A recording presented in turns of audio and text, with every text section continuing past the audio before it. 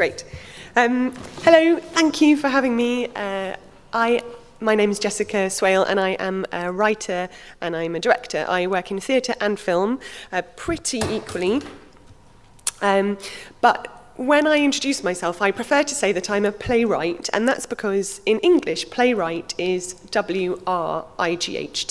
So rather than being a writer specifically of words, playwright is a maker of plays. We craft them, we put them together in the same way that a cartwright makes cartwheels, or a wheelwright, or anything like that. So I'm here to talk about landscape as someone who makes landscapes with words, but also paints those pictures. When you are a playwright, or you're making any sort of drama, your job is not just about the language, but it's about the creation of a landscape in which a story can take place. And I think that happens in two different ways. One is that you're responsible for creating the world of the play. In other words, where the story actually plays out. Is it a landscape that is in the Second World War or in an 80s club? But the other thing is the landscape of the theatre itself and your relationship with the audience, the space of the theatre, and that, as a playwright, has a huge effect on the way we write. The spaces that we write for can affect not only the type of plays we choose to write, but the language that we write them in. For me, landscapes become increasingly important recently because I have found myself working more and more in film. And in film, landscape is character. Roger said yesterday that we understand ourselves through our relationship with landscape. And in drama, we understand characters not only through the way that the character interacts with the landscape, but through the tone in which the landscape itself is described and how it's shot, and the way the landscape affects the character.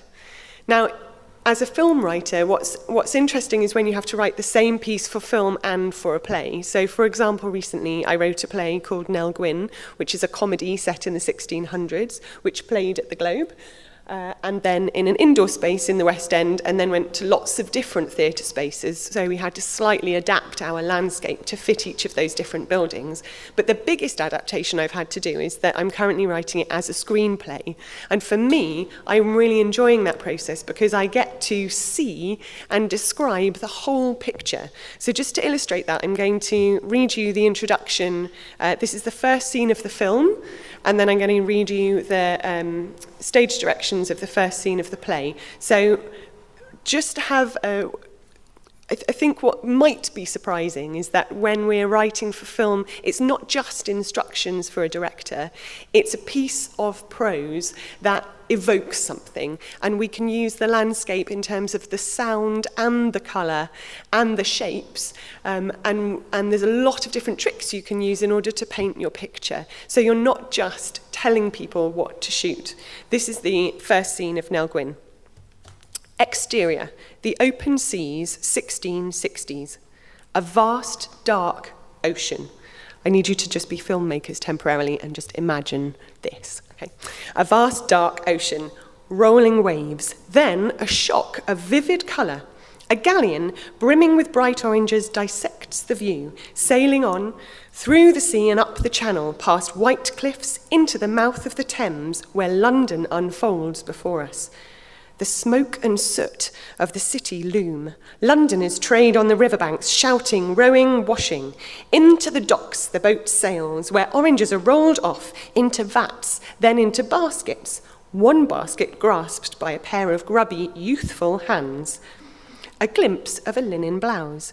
As she hurries down the street, an array of feet pass hers, booted and bejewelled, dirty and crooked, and then bang, we're in through the wooden doors into a heady swell of noise and colour, the playhouse.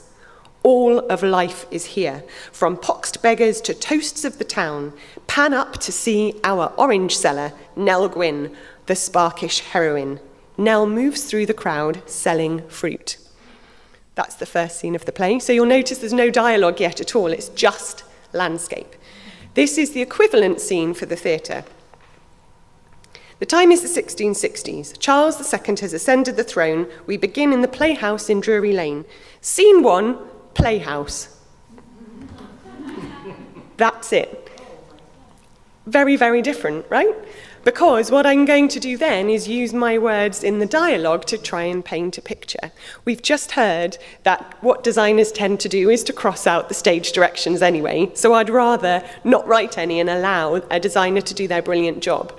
But of course, as a playwright, as a screenwriter, I'm handing over often still to a director, but by doing this, it's my chance to have a dialogue to say, this is how I envision it. See if you can shoot it like that. And then they'll do something totally different and cut it, but that's another story.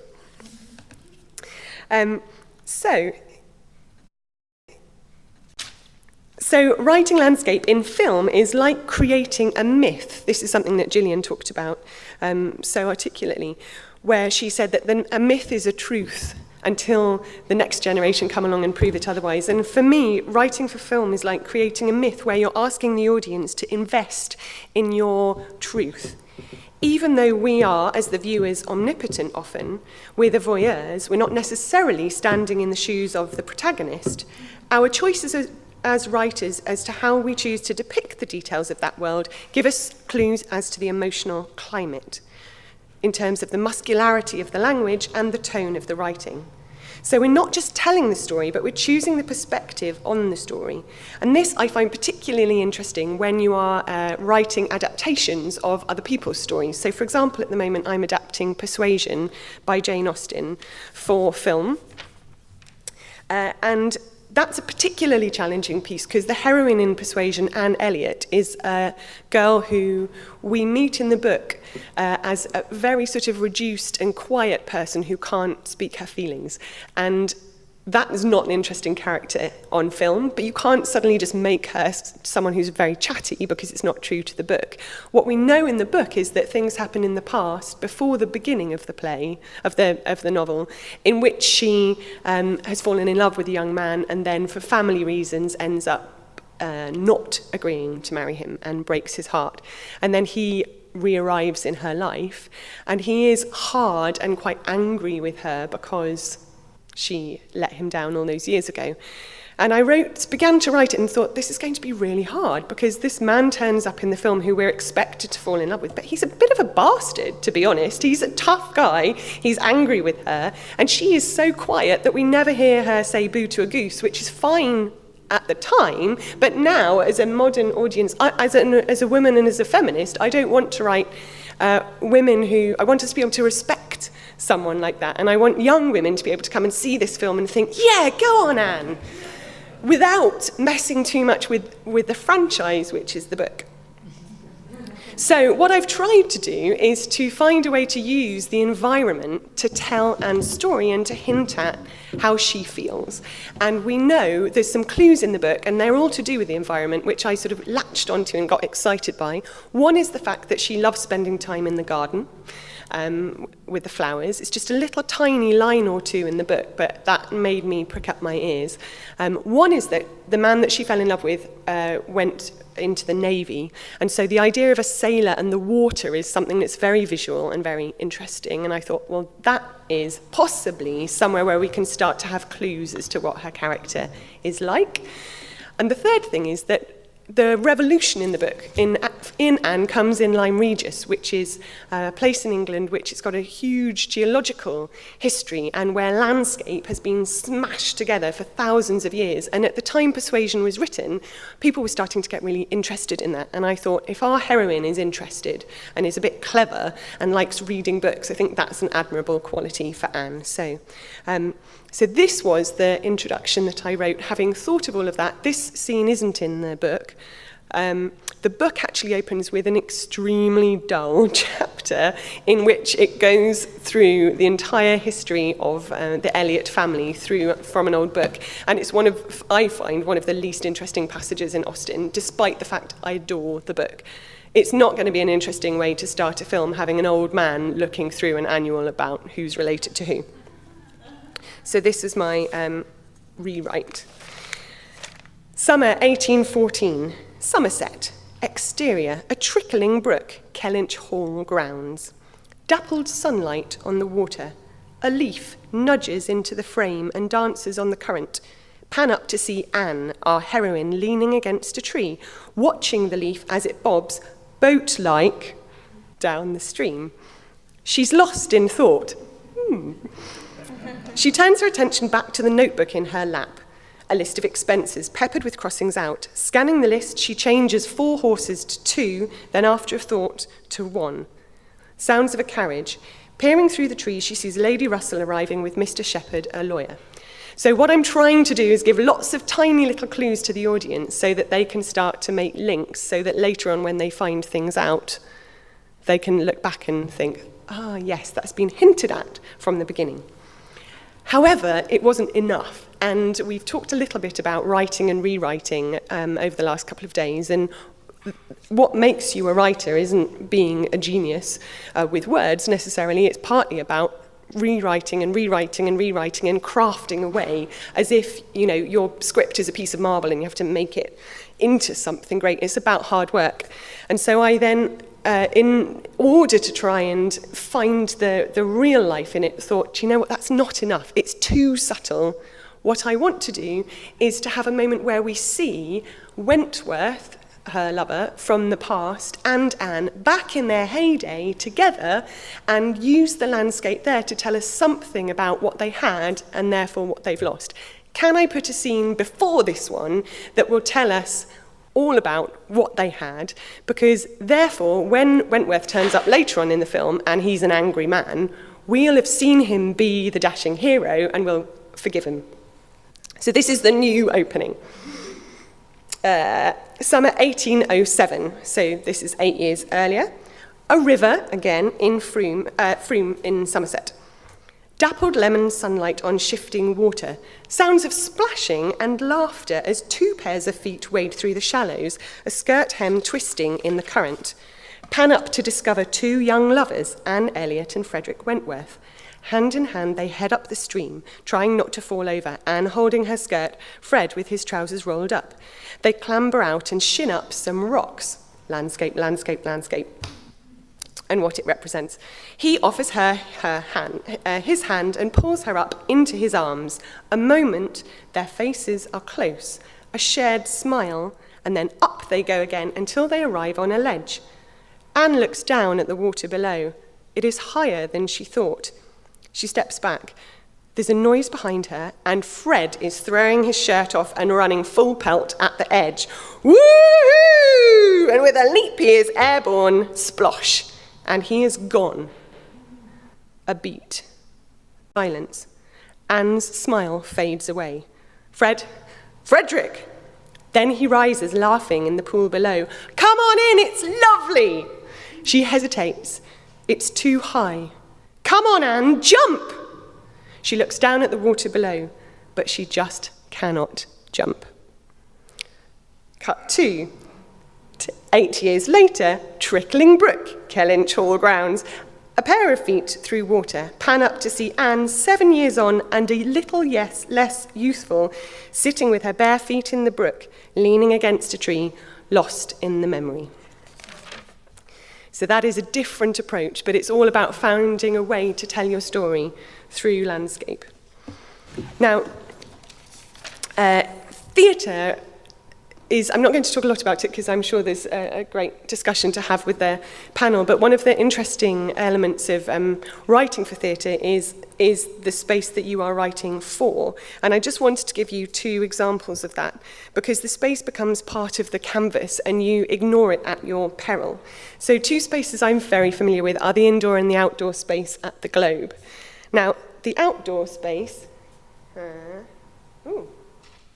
that's a Venice slideshow. Is it? Sorry. There's excellent pictures of cemeteries, but I think that's the next talk.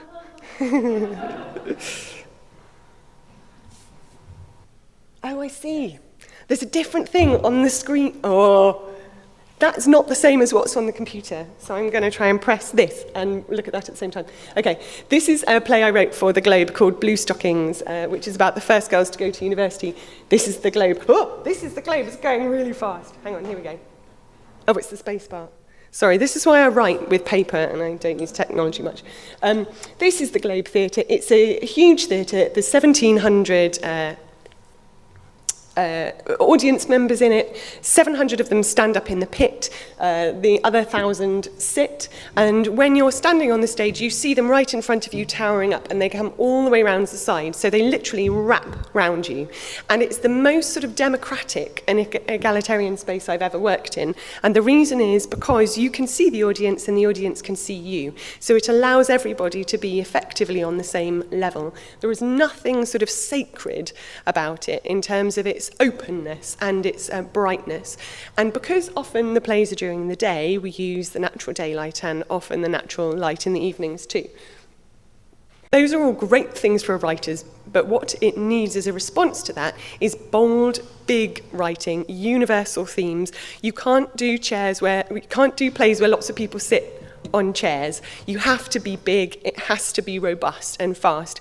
Nell Leishan, who's here, has also written for this space, and even if we're not writing plays that are set in Shakespeare's time, they're always set in times where people are rolling forwards in terms of the scale of their imaginations. This is the indoor, this is the space inside the globe. To give you a notion, you can see that the audience are right up to the stage. This is a series of pictures from Nell Gwyn, which is the comedy I was just talking about, which give you a sense of how little there is a design in terms of the space. So I'm writing for this space, but the costumes are a huge part of it. And so my job as a writer is to use the energy of the space rather than writing something that clashes against it. So you can see it's bright.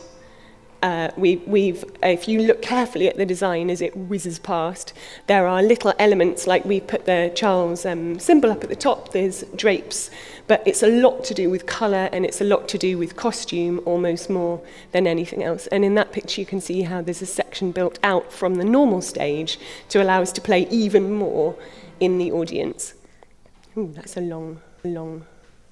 Yeah, and then we moved indoors to, there you go, to a space in town and had to try and recreate that feeling.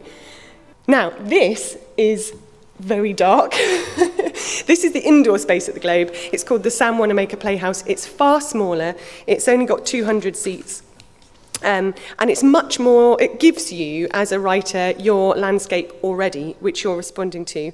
I was asked to write a play about this, for this space, and wrote about Thomas Tallis, and the play had a group of singers in it, the 16, I don't know if anyone knows the 16, but they are probably the world's best choral singers. So in order to do that, to use that space, there's the smell of the candles, it's entirely lit by candlelight. It's dark, there's gold filigree. You can't rub up against all of those things. You have to celebrate it. This is it's a couple of images from the play. People did come to see it, despite the fact it's an empty theatre. That's just press shots. Is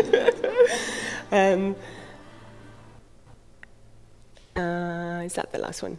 Yes. And I thought I would just close by reading you the introduction to Thomas Tallis, because it's so different from everything else. And this was a choice of mine to try and find a way to paint a landscape in words where there was really no set at all. But the question that I posed to myself was, how did Tallis come up with the idea of writing the amazing, huge choral music that he did? So this is just the prologue.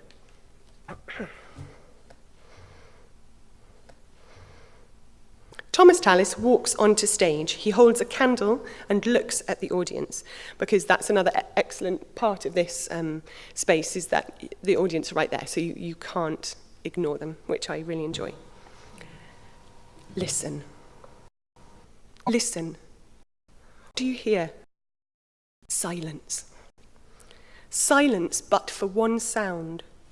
This voice of mine, it lands so flat and dull, and like a hammer knocks upon the ear. What voice is this to praise the Lord my God? What good is man with mortal voice of lead that treads flat foot across the realms of sound? Where is the God in him? That voice is dead. If this, my speech, so corpulent and cold, was all we had to say his name aloud, better no sound than that. better no sound. Listen. Listen. He closes his eyes. A single voice sings an undecorated Amen. Then other voices join in an Alleluia. I'm not going to do that bit. A sound divine. A voice in song can flee the mortal man and leave him shadowed lowly in his wake. A note being sung will leave its host below and fly towards the gentle hands above. So what think you of this, my simple thought? That if one boy in song may sound divine, what if one son is coupled with his kin, with son and son until they form a choir? What better way have we to send our prayers from churches, poorhouse, palace, monastery, where king in ermine bends his head in prayer and pauper like him stoops upon his knee? What better shape for words can there be than song and choir to reach divinity? The choir sing, it is glorious. Thank you.